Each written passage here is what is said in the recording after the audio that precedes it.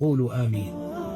أسأل الله الواحد الأحد باسمه الأعظم الذي إذا دعي به أجاب وإذا سئل أعظم، والذي فتح السماء بماء منهمر فتح أبوابها.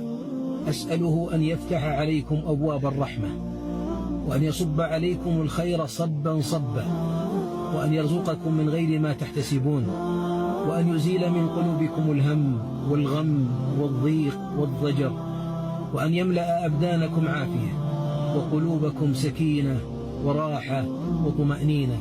إنه الرحمن الرحيم كريم سبحانه، أنزل الغيث من بعد ما قنط الناس لينشر رحمته جل وعلا.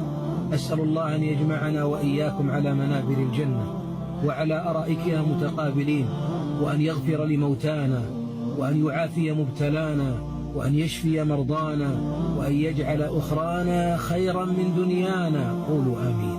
اللهم آمين.